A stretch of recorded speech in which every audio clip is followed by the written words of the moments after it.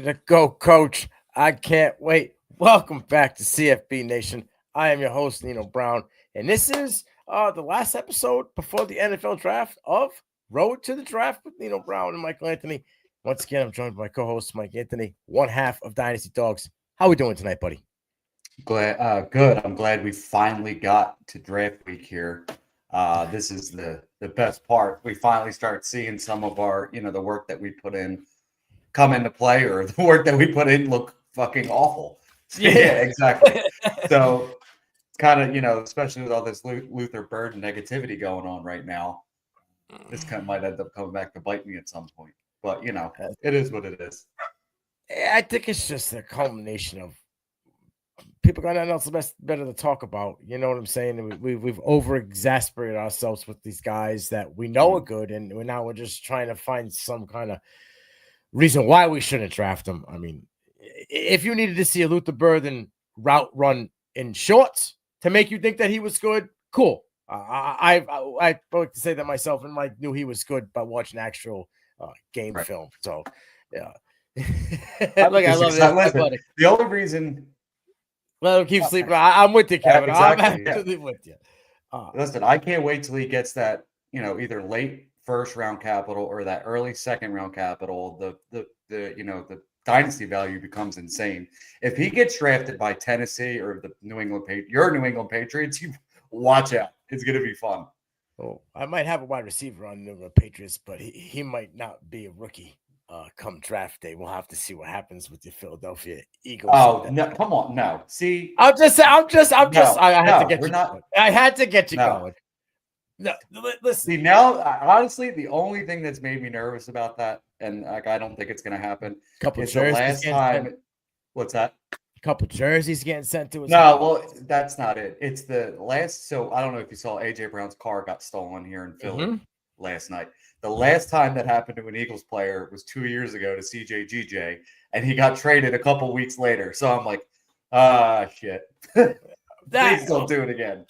But back to Luther Burden. I think Luther Burden is going to be what everybody wants Matthew Golden to be. That's what he's going to be. You can sleep on him if you want. Just like, my guy Kevin said, he's going to be that guy. Like I said, it's just a little bit more of, we're tired of seeing the same guys. So we're just trying to find something, to nitpick about him and find another guy that you can say was your flag plant in the class. But we're going to talk about the last, positional group of this draft class. I'm going to go with the tweener class. I feel like there's maybe one or two traditional linebackers, and then the rest of these guys are tweeners. Who's the better of the tweeners, I guess, is what it comes down to. We break it down in the linebacker class. So in this first segment, we like to get into it's this guy or that guy. We're going to start it off with two boom hitters here. Jay Higgins out of Iowa or Eugene Asante out of Auburn. Mikey, take it away. I'm going to go with Higgins from Iowa, Big Ten player. Team captain, voted team captain by the rest of the teammates. That's something you want to see, especially in the linebacking position. It is kind of your mouthpiece for the defense, kind of gets everybody set, gets everybody ready to go. So when I see a team captain for a team, a Big Ten team, that kind of gets my my ears perked up. Very sound tackler, especially last year. I believe it was 9.7 missed tackle rate. Not the most athletic guy, but just a short tackler, can still get sideline to sideline. I really like this player. I'm very excited to see what he looks like. I'm with you here on Higgins. Before I go into why, I just want to say that Eugene Asante is going to be a player in the NFL for many years. And this guy has it, what you're looking for in a linebacker. A little undersized, right? But does run a 4.8 40. So the speed is there, right? He's got quick feet. Sometimes he just doesn't I feel like he doesn't know when to get off. He doesn't know when to let go. He just wants to stay physical and attack, but he can't drop back in coverage. This guy is a pit bull, and he does attack the ball when it comes to run stopping. But when we're talking about Higgins, you're talking about a guy who's got a big wingspan, almost 74-inch wingspan, right? At 6 foot 224, so a little undersized as well. He has lateral quickness. Mm-hmm. I heard coming into the year, well, he's only had 1 year production. Let's see what he can do. Oh, ripped off another 130-something tackles. You know what I mean? So, you're getting 2 years of over 130 tackles back-to-back in the Big Ten. a dude that can drop back in coverage. I like Asante in coverage, but this is just good. Got hands, had 8 pass breakups, 4 picks. Like, this is a dude that can play all 3 downs. Brings the wood, bro. If you ain't paying attention, you are coming out with snot bubbles and looking out the left side of your helmet. Running backs, after a while, will start to go the other way because they'll get tired of getting, pounded by this guy. He doesn't miss many tackles, a sound tackler. He's a little the green dot guy at the next level. Not be that's what that's what I think. He's definitely a leader. He's definitely a guy. He has the IQ, a guy that can read and process quickly off the jump before the snap. So I'm going to go Higgins here. I know Nino, our resident Iowa guy, is going to be ecstatic, but I do think Eugene Asante will be a guy at the next level. Quick question about Higgins. I know the 224 size seems light. Obviously it is, but he looks bigger than that on film. Like, to me, anyway. Like a brick shit house. I mean, maybe that's why I thought he was bigger than 224. But when I looked at the combine, I was like, that don't match. He's got that V frame to him, so big shoulders. You know what I'm saying? He probably has like 3% body fat to the dude. Like, he's a freak. And again, like I said, big body guy, has lateral quickness for a guy that's bigger in the shoulder. He still moves himself around well. Always has good feet. He's going to be that guy, a vocal leader. I'm going to go with Higgins here. Off the rip. So the next round, we'll go Cody Lindenberg out of Minnesota versus Nick Martin out of OK State. Now listen, Lindenberg, I got a little special place for him because this guy popped up late at the Senior Bowl, right? Came in running with his helmet. I'm ready, coach. And got in there. He was doing his thing. 6'2", 236. So he's a little bit bigger than the guys that we just kind of talked about. And he's kind of matched up a guy that is the epitome of a tweener. And Nick Martin, 6 foot, 221. But, this Nick Martin guy just screams football player. And his production went down. Guy only played 5 games, got hurt.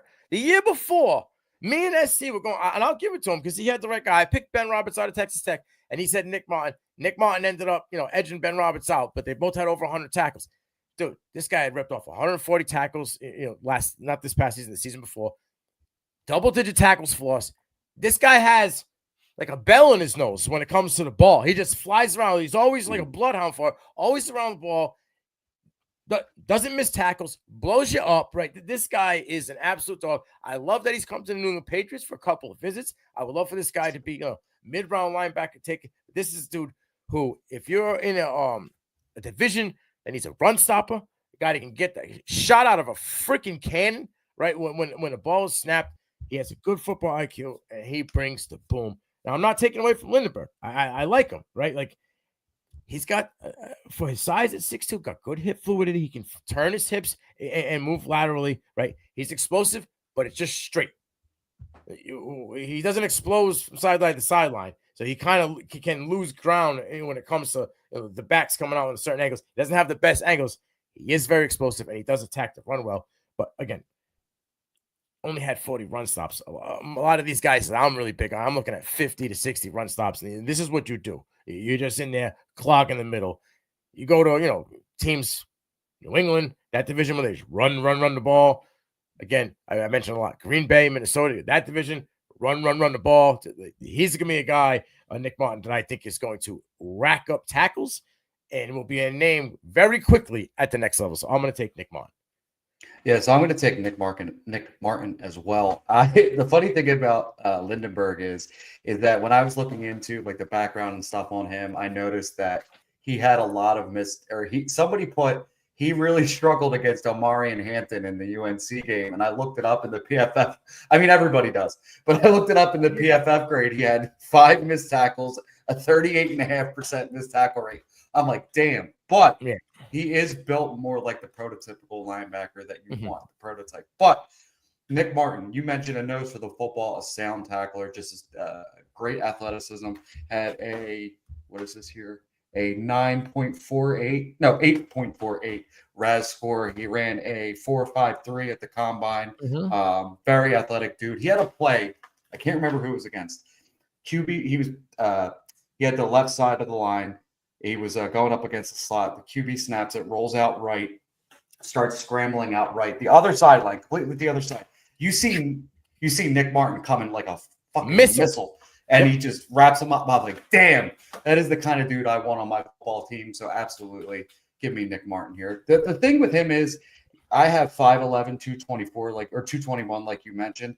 Is he kind of one of those guys that could end up being like that hybrid safety type of player, you think? Because he is good in coverage. I'll give him that too. He's got the pursuit. I think his knack for the run game and being a run stop. I think his knack for that will keep him more into that linebacker. I mean, he could be, he could play that role. I mean, but that could give him more playing time off the rip to get on the field, depending on what team takes him. I mean, you're looking for a guy that's just explosive. He's going to bring, like I said, he's going to be that guy that's bringing a hammer all the time and doesn't miss. A lot of these guys you see come out like a bottle rocket. If they don't get both hands on him, right? Yeah. They just keep going. Like the guy's got Crisco on him. See you later. This dude, one arm, two arms, one finger, doesn't matter. Tackling. This is what he does. Give me guy. All right, Shannon Sharp. Yeah. I thought you were going to hit me with Lakers in 5. Yeah. I thought about it real quick, but I'm like, no, I think this kid has it. What linebacker coaches and defensive coordinators looking for? A guy that has it. You probably could break his knee, ankle, and foot, and you'd have to drag his ass off the football field. You know what I mean? So this kid, I think, is going to be explosive. There's going to be a lot of these jacked up type moments coming out of Nick Martin. So I'm going to take Nick Martin here. All right, next round. Linebacker, Jackson Woodward out of UNLV or Sean Dolick out of Buffalo. Mikey, you're up. All right, so is it Woodward? Is that how you say it? Woodward. So Jackson Woodward, I remember watching the UNLV game against Syracuse when we were getting ready for the Path to Draft QB episode. And I just remember seeing him flying around everywhere in that game. Yeah. He also had a coverage pick against Quint Allen, one of the best pass catching running backs in this class. I really like him. He's just very smart, very instinctual, just a sound tackler. Like I said, active, always dropping back. I think more of a zone cover linebacker than any. Yeah, I'm going to agree with him as well. This is just a dude. Again, you mentioned a nose for the football. This is the guy that's going to make somebody happy. That's probably going to start out with like a special teams type role and then work his way into a rotational back or a rotational linebacker and then possibly a starter eventually, because he just seems like a really hard working type linebacker. What you don't understand is my guy Brian. Shout out to my guy Brian. Hasn't been around in a while. He's a Boise State guy. So for him to say that Jackson Woodward, hands down, speaks volumes, because that's like the arch enemy. We had multiple discussions about it. We become friends over this. So shout out to my guy Brian for coming back and checking out the draft show. Listen, I'm going Jackson Woodward here as well, but we don't want to discredit Sean Dolick. They are very similar players. They both got a battery in their ass. They fly around the football field like don't sideline to sideline. There probably isn't many linebackers in this class that are as quick as they are sideline to sideline. There's probably not as many linebackers in this class that have the motor that both of these gentlemen have, right? Dolick's just super small. If anybody's going to get to that hybrid, I think this guy could fall into that hybrid safety role and just Dolick, you said? Yeah, because it's 6'1", you know what I'm saying? Like, I know it's only one, but like, is it 6'1", you know what I mean? Or is it like 6 foot and a little bit, you know what I mean? He's a small guy, but these guys both play similar. 100+ tackles back-to-back seasons, right? What I love about Jackson, okay, 26 tackles for loss, had 20 QB pressures this year, but this dude had 7 pass breakups and 15 picks in 2 seasons at UNLV. Going downhill, gotcha, right? You're talking about having 64 run stops this year. So he can get downhill, right? He can go sideline to sideline. He can play zone. He can play man if he needs to pick up the running back coming out of the backfield, pick up the tight end, run with him. This dude has it all. He's a little bit undersized. His tweener role will carry with him, unfortunately, because when you see him, he just looks like a small linebacker.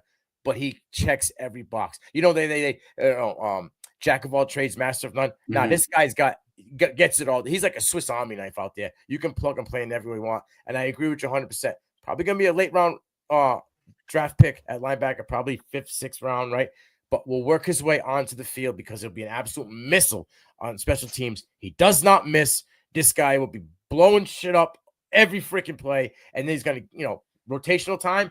I wouldn't be surprised by midseason, year 1, he's getting more than just a couple snaps. they're going to have him in there because this dude's, oh my God, right on cue. Football IQ is absolutely through the roof. And again, once again, I appreciate my guy Brian for coming back on. So yeah, Jackson Woodward is a guy for these smaller guys, smaller schools. Like ain't nobody out there scouting Buffalo linebackers, people. You know what I mean? So, but yeah, I think they both could get drafted late. You know what I mean? And if for some reason Dolik doesn't go, I think he's a UDFA within minutes. Priority UDFA, yeah. Of the NFL draft. So these are two. I was going to ask you, do you think the NFL is going to these smaller linebackers? Because we kind of started to see it a little bit. N'Kobe Dean is one that's off the top of my head. We've seen these smaller 6 foot to 6'2", linebackers 225, 230 in that pocket. Seems that's why, like, when we're gonna get to this next group and coming up, Danny Stutzman. Big guys. These are your traditional size, like 6'3" to 6'5", big boys, 235, 245. Running back hit you, probably going to stop right in front of you. You know what I mean? Like, but there's not many in this class. That's why I call it the tweener class, because most of these guys are 6'1", 6'2", maybe 6'3". 225 is the average weight. It seems for like a lot of these guys, 230. You know what I mean? So that's what we said off right before we came on. I messaged you. I was like, this class is like small. It's surprisingly small, but like I said, I think the NFL in general might be going to that because it usually the smaller guys seem to be more athletic, and you need the more athletic linebackers go up against the more athletic tight ends that are coming out nowadays. Especially when they go to that 3-4 scheme in the defense, right? You want to have they seem to want to have two guys that are speedier, can move laterally, can run with the tight ends or the back, coming out. So that's what a lot of these defenses seem to go. If you go with the 4-3 defense, they seem to want to have that middle linebacker be more traditional, big boy, right? Can just eat up the middle field, let those other guys do whatever they need to do. So let's get into the big guys. We're going to roll right into it. Linebacker Barrett Carter out of Clemson versus Danny Stutzman out of Oklahoma. I'm going to let you lead it off. Go ahead, Mikey. Oh, thank you, because I love Barrett Carter from Clemson. Surprised me taking another Clemson football player, RJ Mickens last week, Barrett Carter this week. This dude reminds me of just like a Staffy Terrier, a pit bull, like just built, just like always flying around the football, high motor. He was the second best linebacker in the country coming out of high school. Team captain again, voted by the players. I don't think he's the best in coverage, but if you want a guy that's just going to, again, sideline to sideline, but also melt your face when it comes to making a tackle, Barrett Carter's your dude. Yeah, he will melt your face. What I wanted to see things for him to take a step, because I thought that Jeremiah Trotter Jr. last year was the better linebacker of the two. Yes, Barrett Carter was the better athletic linebacker, the more freakish type dude. But when it came to being an all-around linebacker, Trotter Jr. could bring the boom, could drop back in coverage. I don't know if Barrett Carter improved in coverage this year from last year. He has a problem when it comes to angles. I love his game. I'm nitpicking here, okay, between the two of them. But this is what separates my answer to your answer. I feel like sometimes he takes the run.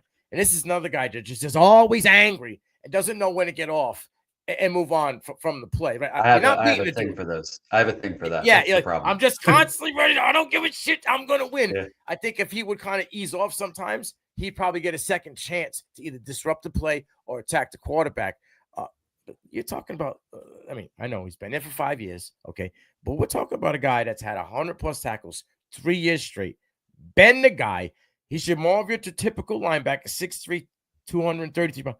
Ran a 4.5 40. Mike, right? That is impressive. Yeah. With a 78-inch wingspan. This is a big fella.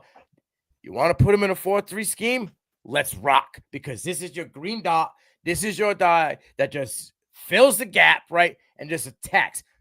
Great football IQ. Been there for a century, right? Run stopper. 50-plus run stops. Probably 2 out of the last 3 seasons. You're looking at a guy that can eat in the backfield. 30-plus tackles for loss in the 3-year span we're talking about, but also a guy that can get back, has multiple pass breakups, has a couple interceptions, can move side to side laterally. He's got good hip fluidity. He ain't flipping him, no stripper movement out of my guy, but he's got good hip fluidity, right? He can get side to side. If a tight end wants to turn, change direction, this guy's not gonna get stood there naked in the hole and lost. He can run with the tight end. So I think in this case, and I love Barrett Carter. If you want to say who's going to give you more wow plays, I'm going Barrett Carter. But who's probably going to go for 10 years and maybe make 3 or 4 Pro Bowls? Probably Danny Stutzman for me. Probably the higher upside, not the safer option in an IDP draft as well. 100%. But you could get weeks out of Barrett Carter where you get 30. You know what I'm saying in IDP, but you could get weeks where you kind of get 5 too. What about him or another Clemson linebacker, Trenton Simpson? I really like Simpson too. I'd probably say Trenton Simpson. Yes. Yeah.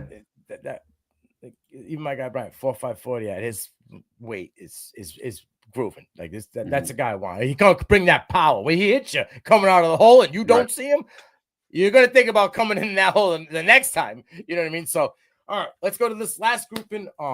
Chris Paul out of Ole Miss, or Carson Schwezinger out of UCLA. Now, I'm not gonna I'm not that guy. You know that. I am not that guy that scouts helmets. Okay, I scout the player, but now this is another guy I wrote down. Should be on an episode of Jacked Up. Right, I know it's not existing anymore, but this guy brings the juice box, right? Capri Sun, whatever you want, high C, he's got it. He's coming, and you are getting blown up. Not the fastest guy, right? Kind of slow, 4.740, but 6'2", 245. That's what we would think out of Stutzman. But he's running 4.5, so my guy's keeping up with these backs and these tight ends all day long. This guy can move laterally, has special team ability. 1 year deal. This is it, right? 1 year start. We talked about that. Yeah. I got it. But in that 1 year production, you put up 136 tackles. Cool, great. Led the Big Ten. 90, my friend. You're looking at 77+%. You did by yourself on an island. That takes away a little bit of the 1 year production. All right. I would like to see more than 1 year, but that takes a little bit of my worries about it because you can do it by yourself, right? Granted, in a new conference, nonetheless, year one for him. So I like him. Chris Paul might be the most underrated linebacker in this whole goddamn class, right? Look, super undersized between it. This is another guy who maybe the height, they listed him at Ole Miss at 230 plus. What did they put to the combine? 221 is what my man came in at. So he could be that guy that we're talking about, that hybrid. Maybe not. Because this guy should be on the cover of whatever new episode of NFL Blitz comes out. Because my man is just set it off. Queen Latifah in this bitch. Because he is blowing people up in the background. You hit the dude, lightning bolts coming out of this guy's helmet, dude. This guy has it. Dog when it comes to stopping the run. This dude off the chain. You ain't stopping him. 88, but production was a little bit small. 88 tackles, but 50 run stops. Again, another guy that comes into the right conference could be an absolute superstar. So I think when it comes to, Schwegner, Swiss, whatever it is. We're just going to call him Carson. Carson Schwa. I'm going to go Chris Paul here. I think he's the most underrated linebacker in this class. He got a great football IQ. He processes super fast. I think he's going to be a name that you're going to hear about that gets drafted higher than most people are expecting. Now, I do like Chris Paul.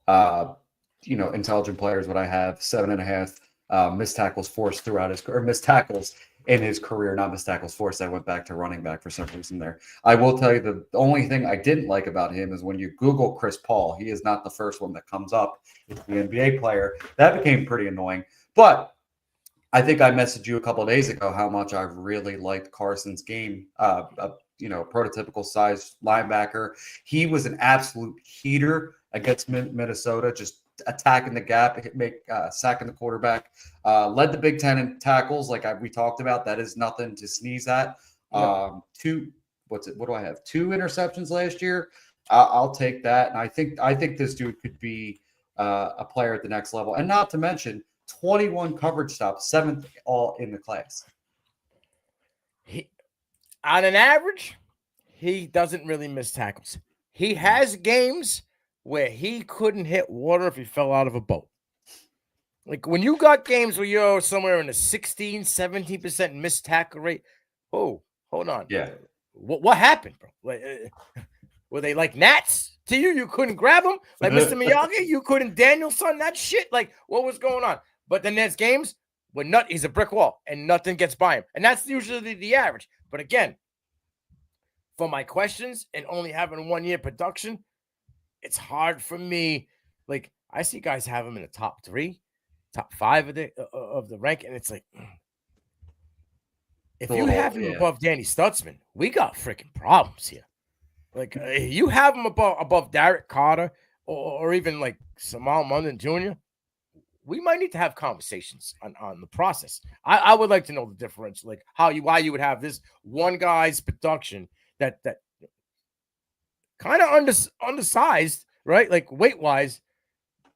And what do you think makes him leaps and bounds above these other guys? Now, that's not everyone. I've seen a few. Maybe it's clickbait. We don't know. You know what I mean? But I see it out there. So I'm going to go, Paul, here. I like that you went Carson. So we can close out this segment of the show. Not agreeing. I love it. Let's hit the late round sleeper before we get to this guy or that guy. I'm going to go first on this one. I know you got a guy not that you're gonna hate, but yeah. No, I don't hate. Listen, I don't hate him. I already told you what his nickname is. And we'll leave it at that for when we get to him. But I'm going to go with a guy out of Miami. Another guy that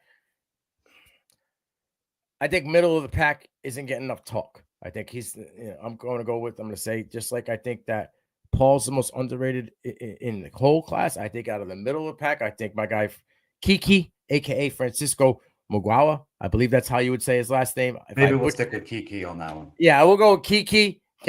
Kiki, do you love me? Apparently you love him. Yeah. Out of Miami. His brother's also there in Miami as well. I think he's an offensive lineman. 6'2", 233 pounds. Love the size and weight. That's what people like, right?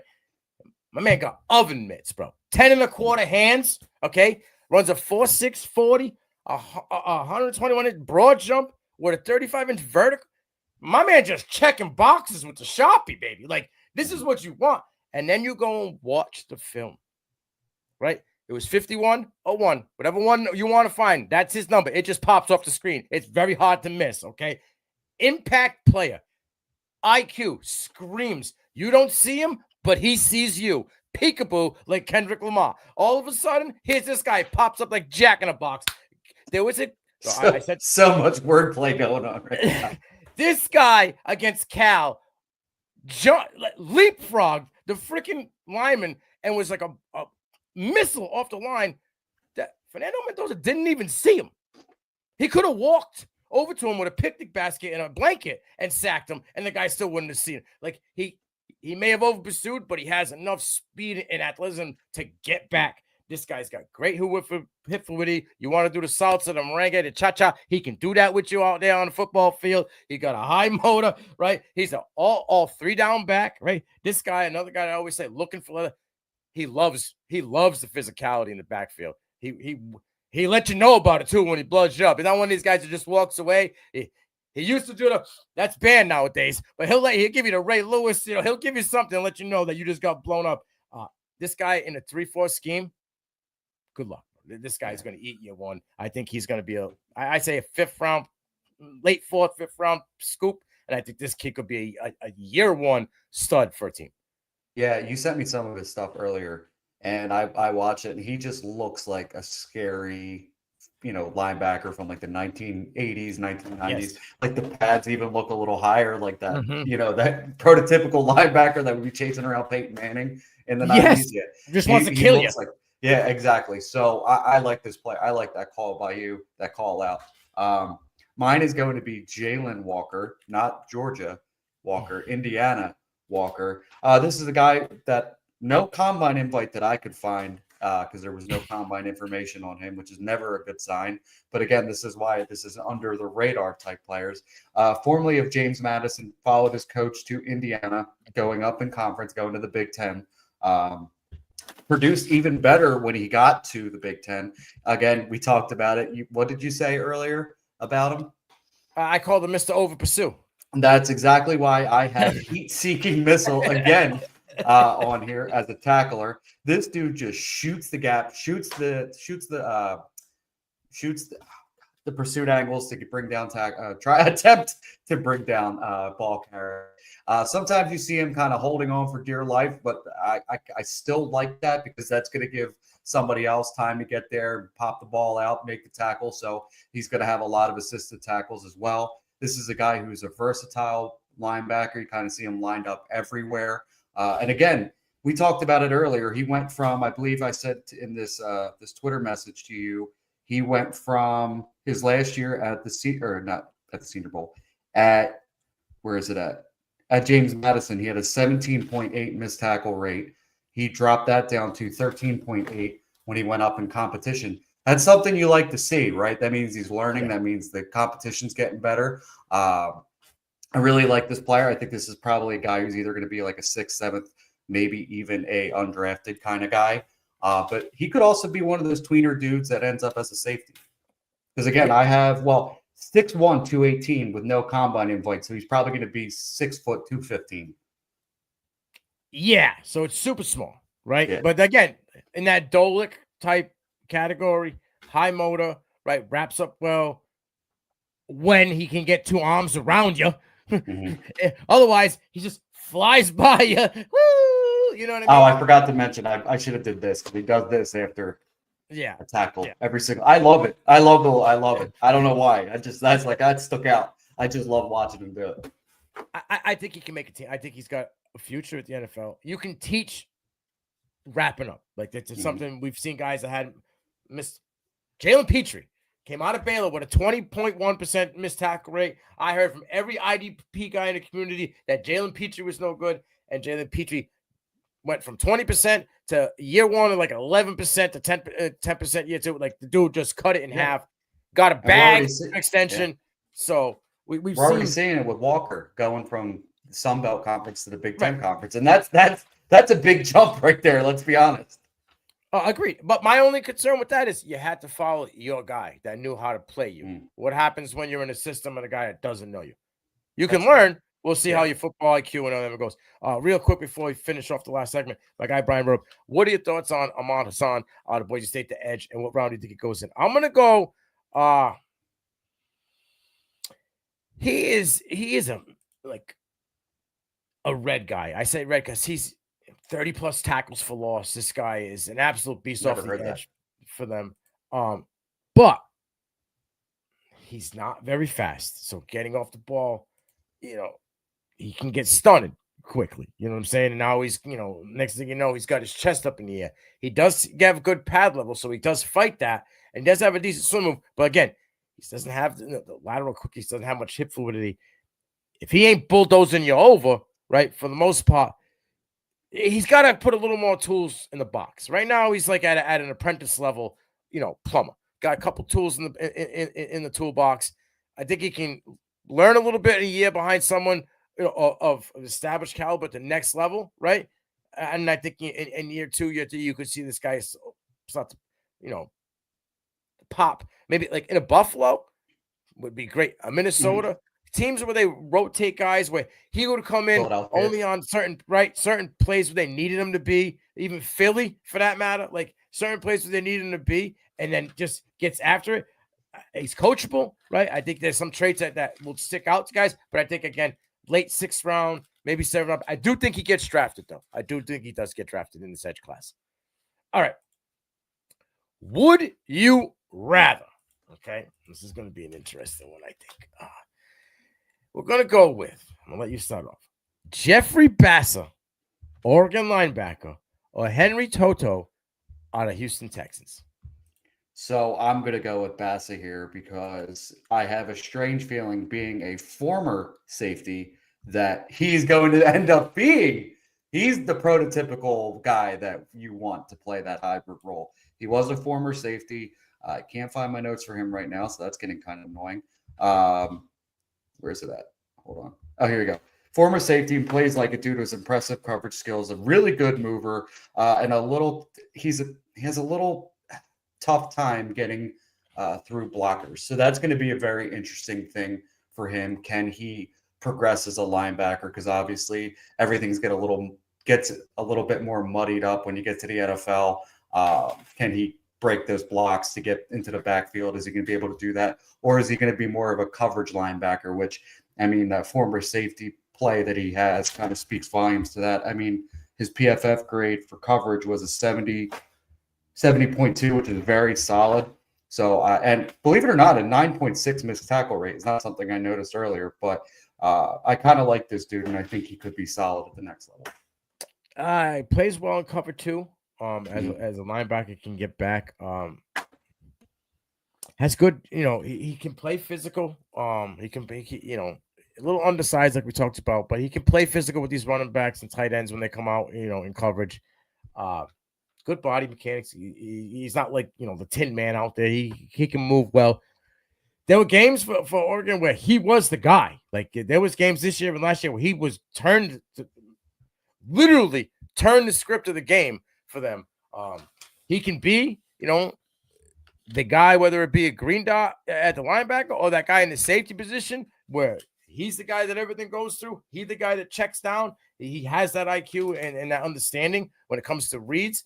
I don't know how they're going to use him. I just don't know if he could play in the nickel. I think he would kind of get a little exposed. Yeah, a little bit, especially with these quicker guys in the slot.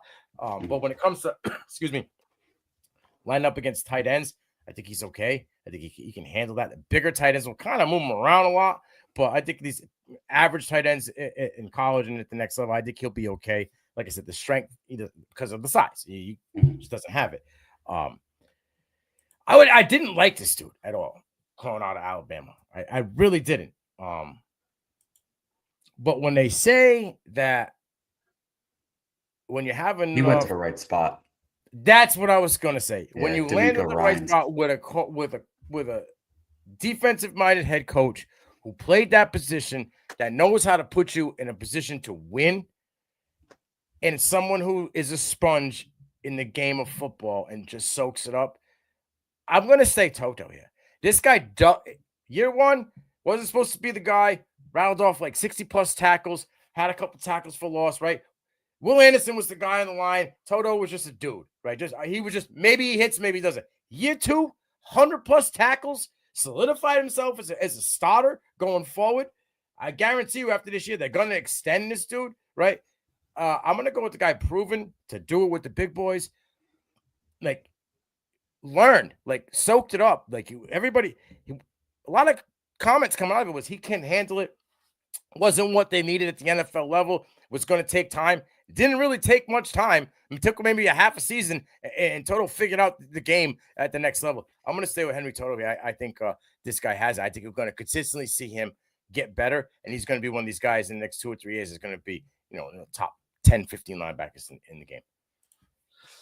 All right. Next up, Demetrius Knight Jr. versus Josie Jewell, Carolina Panthers, former Denver Broncos. Listen, I cover, the Gamecocks. This dude's smart as a whip. I mean, he has scary as hell too. Yeah, and he salivates at the mouth when he comes down there, right? I think he has to get a rabies shot before every game because this dude just scares the shit out of offenses. He brings the boom.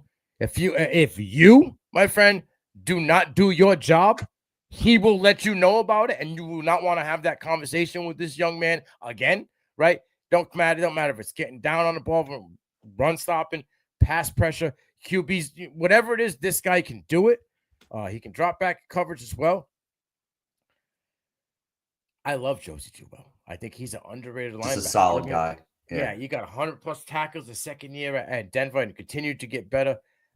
But I thought he would take over this room, especially in Carolina where they was looking for a captain, right? Burns is gone. Well, they should have never got rid of Frankie Louvu. Louvu was gone, right? But like I'm saying, so it should have been his room to eat, and he didn't even get close to 100 tackles. I think he was like close to 80s, maybe high 70s. The red plays, the plays that teams hate, I call them the red plays, the sacks, tackles for us. I know you never heard that term before. No, I didn't. That's why you threw me off when I heard that. I call them the red plays. When you look at them, everything's in red. When it's a negative play, something you don't want. He didn't have as many as those as he normally has. He was good in coverage again this year. He's great when it comes to, following the running backs out. But I'm taking Demetrius tonight. I think this kid is a guy. Man, he has all the intangibles. He has the it factor to him. And athletic profile. What you see on what you read and what you see matches play after play after play. Don't really miss much, right? Seizes the moment, Carpe Diem, Captain Carpe Diem. This guy seizes the moment and delivers. You might as well call him Amazon Prime, bro, because he's always on time. So I think my man is underrated, and he could be a top 5 linebacker in this class as well. I was going to ask you, what do you think his draft capital is? I think he could go in the 3rd round. I was going to say back end 2nd, early 3rd. Yeah, I could kind of see just with the athletical profile and just the high IQ. Again, another team captain. Made sure to find that again in a South Carolina defense. That's something you want to see. A big hitter. He ran a 4.58 at 232 pounds. Give me that all day. Yeah, I'll take Knight here as well. Last one on the dock before we close out the show. Linebacker Shamar Jones, Florida, or Demarion Overshown, Dallas. Mike, you're up. You want me to go first? Yeah, might as well. I'm going to take. So first off, something I need to learn. You think I would have learned it with the amount of episodes that we've done here? I need to put these in order of how you have the docket set up. But if for some reason I do it in my own order, where I just have everybody listed, I'm like, why do I do this to myself? I'm going to take Shamar here. This dude, you want to talk about a quick trigger off the ball? He is flying. As soon as the ball snapped, boom, right there. I saw a play against LSU. I don't know if it was Mason Taylor or not. Completely threw him to get back to a running back. A running back screen. I don't know what's going on. It was Cade Durham. I think he went right after the screen. Yeah. Threw him out of the way like he was nothing. Probably one of the most explosive dudes downhill in this class. He might not be the most effective in coverage, but I think he's extremely athletic. He's got the motor to be a top guy in this class, or a surprise guy in this class. He just needs to learn coverages a little bit better, and I think he could be really solid. So give me Shamar here. I was never a Demarion Overshown guy, and you can ask Boomer. I've talked about him multiple times, even before the Senior Bowl. I said he's that type of guy that either he gives you 175%, puts you on a SportsCenter top 10 moment, or he's that beat. No, or he's that kid in the outfield playing with the grass, dude. Ooh. Where am I? You're all fired tonight with this. Yeah, I'm like, and I said it before, man. He's just out on left field, just playing with his shoelaces. But then the next play, 3rd and 6, I got you, and blows the dude up. Right. But he got to the next level, and some coach, the defense coordinator at Dallas, said, "Homie, fuck off with the grass playing. Put the hand in the dirt. Just go after these motherfuckers and show out." Year 1, 90 tackles. Then he got hurt. Guy probably would have made a Pro Bowl as a rook. You know what I'm saying? Like, this kid, 90 tackles, 56 of them solo. He had 5 sacks. He was after it. I love Shamar. I think this kid, a kid out of Alabama, went to Florida, showed up and showed out. Like, when Pop Howard went down, Shamar James's play went even up. You want me to just be the guy? I got you. I can just be the guy. And he took it upon himself. There are some things, though, you say the coverage. Yeah, the guy has mini hands, bro. You got I think it's 8.25 hand. He got there trying to catch hands. He got half hands. So it's difficult to cover, guys. He ain't knocking many passes down, right? Right. You can't get in somebody's chest that way either. Yeah. 6 foot, 220. Or 222, whatever. I mean, it's 6'1", 222 is what I have. 32-inch vert. I feel like he got a couple weights in his shoes when he's trying to get up there. So he has some athleticism and the speed, but when it comes to getting up there, he ain't gonna. Bazoo Tootin might outjump him when it comes to a contested catch. You know what I mean? So I'm just saying there are some intent. He got the speed though. He says like He some called things life about him. tooting up though. Yeah, oh, he would. If Tune didn't see him, that guy would be breathing funny, getting off the ground. But like he's got a 76-inch wingspan for a guy that's only 6'1", 222. So like it's just odd. His intangibles are funny, but I like his game. I like that he's a bloodhound as well. Goes after the ball and just wants to wreak. You could tell I have a type of linebacker. You like Heat Seat Mickles, and you like Yeah. a Wile E. Coyote just blowing shit the fuck up type backs. Jeremiah Trotter. Yeah, Senior. that's fine. There's nothing wrong with that. Most teams have a guy like that, and then they have a well-tuned and defined linebacker on the other side of them. It's just the way it works. Or they could have two, depending on what scheme they want to run. This one was tough for me because they're real similar in size and stature, similar in the way they play. Right? They were middle linebackers that kind of just flew around. What are they going to be at the next level? Does it matter where they get drafted to? I think Overshown got drafted to the right scheme and fit for him. I'm going to say in the NFL, though, I think removed from the injury, showed you that he was healthy, had 90 tackles. I'm going to go Overshown here. I think you're going to see 115 plus tackles. Probably going to be. They've always, since Van der Besch got hurt and the neck injury, they've been looking for a guy to take over and be that guy. I think Overshown is kind of filling in that role. So I'm going to go with the guy that's going to probably be the captain in that front seven. Say what you want about the Cowboys. They do a good job with their linebackers when it comes to just good play in general. Van Der Esch, Overshown has shown some flashes. They do a good job with. Didn't they have Van Ginkel too before he went to Linebackers. Miami? I think for some reason they had a couple of linebackers over there that they've done well with. So I agree with you. Yeah, they get good play out of their linebackers. They get good play out of the secondary as well. They seem to, there are other positions they don't do well at all. But that's corner. There. Mikey, it's been a pleasure, doing this road to the draft show. I don't know what your plans are. I know we wanted to get one in, of our guys, but maybe we can do a road to the draft post show following after the draft, and we'll kind of just discuss where these guys landed, what we think would be better for them, kind of like our guys episode, and what we talk about, the final destination for these gentlemen. So if you're down, I'm down. Hell yeah. And you're going to be on the show with us on Thursday night too. Absolutely. I hope my Patriots absolutely hit a home run. I'm nervous. I keep seeing Genty now. I know. I don't. No, I'm not worried about Genty. They're not taking running back. My thing is okay. If Abdul Carter and Travis Hunter aren't available at that pick for the Patriots at 4, I do not want to take a dude that could possibly be a guard the following year. Campbell. Yeah. So if that's the case, let's entertain some phone calls.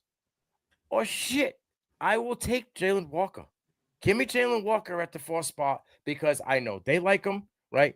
I know that this kid is going to be an absolute difference maker year one. And now you're pairing this kid with Harold Landry. But I'm cool. The biggest thing for you guys is what the Giants do at 3. Will they go Carter? Will they go Hunter, depending who's there? The most recent stuff, I don't know if you've been tracking. The Jacksonville's kind of fuck the draft up. Yeah, but the Giants have been, they're more, the closer we get, the more that's coming out about the Giants wanting a quarterback. I messaged you about Jackson Dart earlier today. I just read before we got on that they've done the most homework on Shedeur Sanders out of any team. So it's like, are we playing a dangerous game here? What's going, like, what are they planning on doing? So that kind of like, are you going to end up with Abdul Carter in New England? Or are you going to end up with Will Campbell? I mean, that's going to be what depends on what the Giants do. I'm not going to throw open my mouth and boo if I get Will Campbell because they need to protect. It's a position of need. It's even if he ends up moving a guard, he's, But I don't want to rent him for a year and then do the same thing next year to try to find a left tackle because we could be out of this situation, Mike, if they just paid some stupid son of a bitch in free agency and then you don't have to draft a guy. Right. They didn't want to pay. They had all the money in the world, but they didn't want to pay that guy. You didn't want to pay the guy to protect your future franchise quarterback. Okay, you better fucking hit. You better fucking hit on this one. That's why I think they take Walker, right?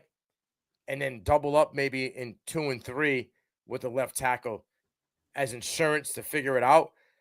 You say Jacksonville and the Giants. I think the biggest player to fuck this whole draft up, excuse my language, is the New Orleans Saints, bro. Oh, yeah. Do you think they're moving up? Because I think this Giants talk is because they want to drive the price up for New Orleans. They need a quarterback. You think they're going to start with Spencer Rattler? No, because Derek Carr apparently ain't playing this season. And they just lost an offensive lineman. Yeah. To retirement. And that line wasn't that good. We've already discussed that. So I could see them coming up to get a quarterback. I also read with the Giants that Jameis Winston and Tommy DeVito could be cut before camp even starts.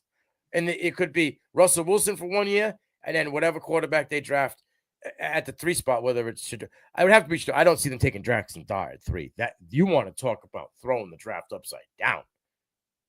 Wouldn't it be fun then? It would just make it fun all around. That could be the team that moves back into where New Orleans is, and then maybe at 9 take Jackson Dart. I still feel like that's a little early, in my opinion. I also think that's early for Shador to go, but again, they are both so QB needy. They need to do something. And think about say the Saints call the Giants and say, we'll give you a Ricky Williams ransom, right, to come up to 3. Not every pick in this draft, but a few picks in this draft. See, can they afford to do that? Because they are a team that's in absolute cap hell, right? They need to start replenishing that cap hell that they have with younger talent. So I don't know if they can afford to give up all the draft capital. You know what I mean? Once these players that you're paying all this money to or end up getting cut are gone, what are you going to have if you have no draft picks? They have capital. They trade Chris Olave. They trade Alvin Kamara. Which they should have done 2 seasons ago, but he could be a trade piece. He could be a trade piece in this draft. Like, they have pieces to trade to get more. They could trade this draft. They refuse to do it, though. They are the most unorganized. Well, the Jets are right there. The Jets are right there, my friend. But the Jets are not in like $30 million in cap hell right now. So it's like, they're badly run, but they're not in like the depths of hell when it comes to cap. Yeah, it's going to be interesting to see what happens. I think we're going to see. I read that it's a record since I think it's the first time since 1993 that there hasn't been a trade in the first round. I thought it was the first ever. No, I think it's since 1993. I'm almost positive. I read that. Since 93, this is the first year that there hasn't been a trade for exchanging of a first round draft pick prior to the draft. I mean, we could see a handful, I think, at the actual draft. I wouldn't be surprised if Denver moved up. You know what I'm saying? I wouldn't be surprised. Like, I think Jacksonville's going to back. They are, but I think that they're going to try to squeeze the Raiders. And now Jacksonville, I think, sees that, and they're trying to squeeze. Like, I bet you Jacksonville might be talking to Denver to try to see what they can get out of. Well, we want him. If you want him, because listen, we'll take Genti here, and they're going to take Hampton, and you're going to be left with nobody. Because they're not. I don't think they're going to reach for Caleb Johnson in the first round, right? Oh, so, God, well, don't. Sorry. I know we've had this argument back. Don't back speak about my man like that, okay? I'm gonna give you a pass because it's. I know. I mean, Daredevil himself could run through the lanes that Caleb Johnson was running through, but I mean, it's what it is. Okay, but yet none of those guys are getting drafted in the first 3 rounds. I don't understand it. It doesn't matter. Scheme can help that. But the guys that it's listen, we both watched it. You can't tell me that he didn't have some wide open lanes in Iowa. Yeah. You can't tell me that Aston Genti didn't have some wide open lanes at Boise State, too. When you're playing Circuit City University, right? And Ronald McDonald is the guy coming after you. First of all, Circuit City's closed down. You can't use them as a reference. All right. You can use anybody else. You just can't use Circuit City. I'm just saying. Everybody gets top backs. Getting run through some holes that are wide open. Caleb Johnson has a lot of yak yards, so the holes couldn't have been that wide open. Unless he was getting yards after contact, 40 yards downfield. But I don't see many runs of 30 yards plus. So something he's going to have to give here. Something's got to give. We'll see. Listen, I think he's going to end up as a 3rd round pick, which is still good for a running back. It's very solid for a running back. I agree. Agreed. It's going to probably third round pick, but he's going to be one of those ones I have to see it because I don't believe it, to be honest with you. If 2 running backs go in the first round, I think Caleb Johnson could get scooped in the back of the second. Yeah, because somebody's going to panic. I don't know about panic, just getting nervous because the value from the 3 to 4 to 5 round starts to depreciate. So now they're going to be like, all right, some guy could give a late third and a fourth to rise up to the top of the third round and take my guy. Yeah. Right. They always say, draft day, go get your guy. Right. That's it. Go get draft day with Kevin Costa. Go get your guy. Go get your guy. That's it. My prediction is Damian Martinez gets drafted higher than I think people are expecting. He got back-to-back interviews, back-to-back days with Kansas City. There's something there. Because how many times do you see back-to-back interviews 2 days in a row with a team? What happens if Kansas City, because what I'm hearing is Kansas City and there's another team in the back half of the first round that are willing to trade out of the first round. But that would benefit him because I thought that was also the landing spot for Travion Henderson. Well, if they trade out of the first round, most likely, what are they going to get? The second round pick, move back a couple spots, and then they have a late second. So, Damian Martinez at the end of the second round, I could see it. I could see it. I don't think that would be, over, reaching for him.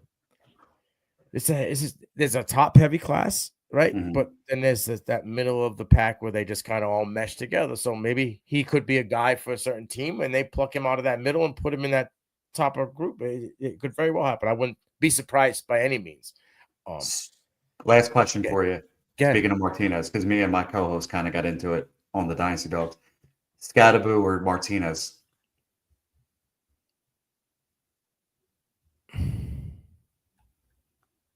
Because you got 2 different ends of the spectrum on this one.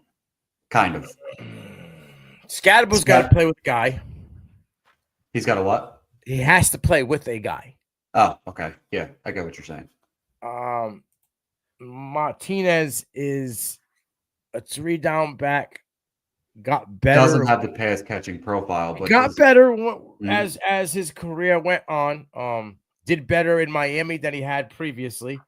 He's a much better mover than Scadaboo could ever dream of. We've already told you I call Scadaboo the Tin Man. I the feel Tin like he Man. needs WD-40 in all of his joints before he even gets out there. But he moves. Don't get me wrong. I don't want people to think he can't. He moves. It just looks like he really has to work at those moves. Do you know what I mean? Like he's grinding it away. He's gonna throw a hip out moving like that. I wouldn't be surprised if Scadaboo got drafted higher than Martinez, but I think when all's said and done, at the end of an NFL career, I think Damian Martinez has more longevity and has better stats. Yeah, I think so too. I think I'm taking Martinez over Scadaboo. I just put out my ranks today. I have Martinez higher than Scadaboo, which is, I think, way different than consensus. Well, really quickly, I just want to see what his weight was. What's Damian Martinez, 225? I think he was 221, if I'm not mistaken. Then my comp for him is going to work out very well. I'm going to go Edgar and James for Damian Martinez. I think. Please feed me more of that. I loved Edgar James growing up. That came into the league and really wasn't like a straight crazy pass catcher, but in that Peyton Manning offense, they utilized him well. Gold Tooth McGee was out there smiling away, and he was a dude in the pass game. But this is a guy that got better every year when it came to a dual threat back. I think another Miami guy, right? I think that, he could easily be an Edgar and James type back. I think I told you my Damian Martinez comp. I think I did. Pre-cheeseburger Eddie Lacy. Yeah, pre-cheeseburger. Worst comes to worst, I think his floor is James Conner. Which is just fine. Phenomenal. Fine. Yeah, fine. Like a steady Eddie, gonna get you 1,000 yards, probably 12 to 15 touchdowns. League winner in fantasy football purposes. Yeah. I think, I don't have any problem with Damian Martinez at all in this class. Yeah, I think he's going to be a riser after the draft, in my opinion. What a last one. The fall of Devin Neal. I think he's going really quiet after the combine, and it kind of seems like, the stench is there a little bit. But I think this dude can play. I think I'm going to bet on the talent, bet on what I've seen from him as a football player. In the third round, when the Baltimore Ravens draft Devin Neal, watch his stock go through the roof. Mm-hmm. When the New England Patriots When the New England Patriots drafted They him in want the third ETN. round. You Do hearing they it from me? really? You think so? They want Okay. ETN. He's been there twice, which is fine. I'm cool with that. Yeah, that's Take fair. Yeah. ETN and Yarns late in the draft. I'll be Stop happy. I'll be happy. But yeah, I think Devin Neal, a year being a companion to Derrick Henry, and then the King rides off in the sunset, and you put Devin Neal's skill set with Lamar Jackson, and those type of receivers that they have out there. I think this kid is a perennial 1,000-yard back, a perennial 35 reception dude. Sign me up. I think if he lands in a team like that, this guy's the limit for Devin Neal. One more I just thought of. Sorry. If you have to go, I'm sorry. No, go ahead, hit me. I'll do this. I'm here. I just saw him meet with the Eagles. He's 40 minutes. He lived 40 minutes from Philadelphia in New Jersey. LaQuint Allen going to Philadelphia. I would kind of like that. I would really like that as like the RB2 behind Saquon. I know technically behind Saquon, you're like an RB3 because you're not going to get a whole lot of work in general. But if he gets that Kenny Gainwell work with the pass catching stuff, because Kenny Gainwell's gone, I'm all in on that. He's a better runner between the tackles than Will Shipley. Fuck you. Will Shipley is a dog, bro. He's a dog, but he's not as good between the tackles. Really? Because when he got his time to shine for Philly, he went off. When was that time? In the preseason? Week. 1 week they gave it to him. He went off. Did he have a 35-yard touchdown? The dude had one time when they gave him. I don't know about that. I'd have to go back. It's possible, but I don't remember. I'm telling you, check out there was a week that Saquon took it off. I didn't want. He went off for a big touchdown or something. They were putting him on the shoulders and walking him off the field. Like they love Will Shipley. Will Shipley brings the intangible. He is the epitome of a dude. Don't hate on the white. Will Shipley would get you this fired up. Don't hate on the white running back. I just hate because people last year knocked Will Shipley, and then you look at the class and what he did, bro. He was right there with the top backs, between the 3 to 7 mark. A lot of people had him out of the top 10, and the dude put up numbers because he broke his neck and then came back 2 weeks later and still balled out. People wrote him off. Yeah, I don't know where you got this touchdown. Maybe I'm thinking about a special team. I don't know. He did something. I saw something. He had 0 touchdowns last year. Nothing on special teams. Nothing. Not that I can see. He had 82 total yards last year, rushing, and 35 receiving. I don't know what it was. There's nothing there. Yeah, I saw something where they picked him up, carried him off the field. I think you're thinking preseason because I remember him flashing in the preseason. All right, maybe it was preseason, but I remember that they had him. They were going nuts, and I'm like, oh wow, he's already bought in that they love this guy. He's back. They let Gainwell go. They let everybody go. It's just him and Shipley in the backfield. So that to me, I know it's a rookie deal, but they could have let Shipley go for peanuts. It doesn't no cap hit, and they kept him. Oh. You know what it is you're thinking of? He had a touchdown against Washington in the playoff game. Told you when they were up 55-23. But he had a big play. I knew it was a big play. The game was over. Well, was there nobody playing football on the other team, or not when you see 55 points put up? Nobody else is playing. Nah, come on. Don't give me that. 55 points is a lot. 4 reps. Hey, he had it was a 57-yard run. Four carries for 77 yards and a tutty. I was trying to find the actual, in the playoffs. I was actually trying to find the actual game log for that. In the playoffs. Bro, they were up 55-0. 55-20. They played Washington. When they played the Giants in the wild card, he had 10 for 35 or 10 for 32. They got 10 carries against the Giants. We didn't play the Giants in the playoffs. It says wild card round versus the Giants, 20 to 30. We played Green Bay. I see Giants, Green Bay, Rams, Washington. Yeah, we didn't play. Giants was the last game of the season. Oh. Yeah.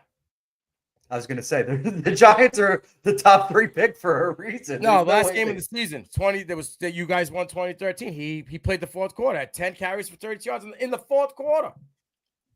Yeah, come on, man. That 3.2 yards per carry again. This one game he gets to play, and then he rips one off in the playoffs. A rookie who sat there on his thumb all year. Comes in when Saquon King decides he doesn't want to play, and the kid does well. No, he was told, no, don't do that. Don't do that, because Sirianni was like, hey, if you want to go back out there and win the record or get the record, you can go out there. He's like, nah, let Shipley and Gainwell do it. He gave those guys their time. Yeah, and Shipley played better than Gainwell. That's why Gainwell's not there.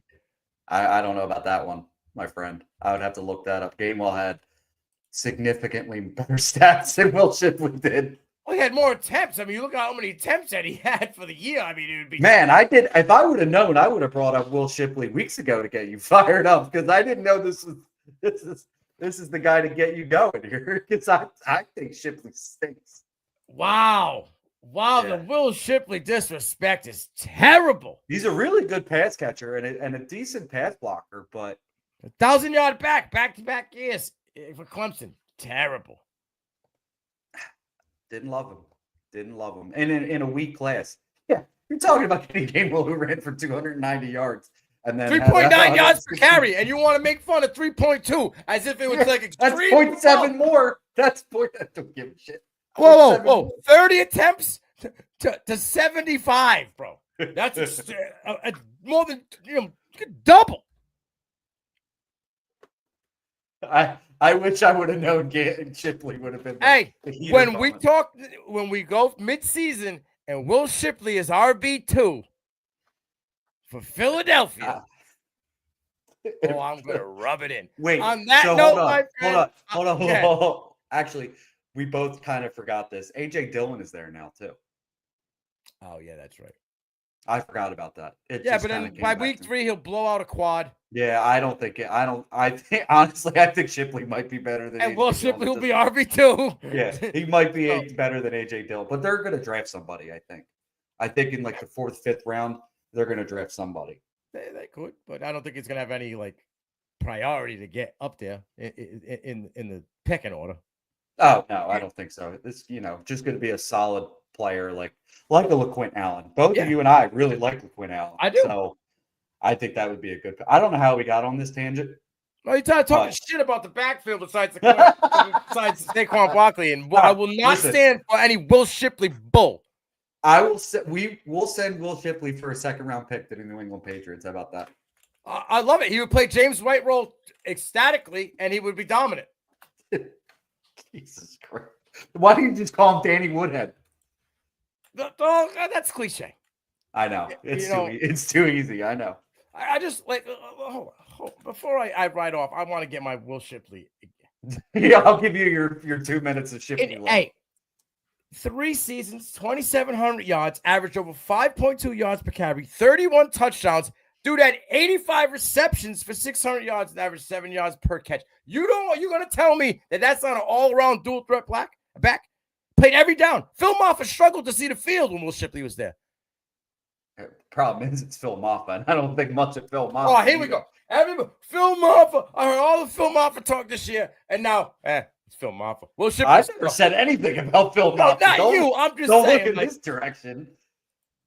The hate is unbelievable. Will Shipley will be RB2 for the Philadelphia Eagles next year, and he will have better yardage and production than Kenneth Gainwell had this season, and you can book it. On that note, Road to the Draft has concluded for year 1. Hey, we could be back year 2. I'm Nino Brown. That's Michael Anthony. We out.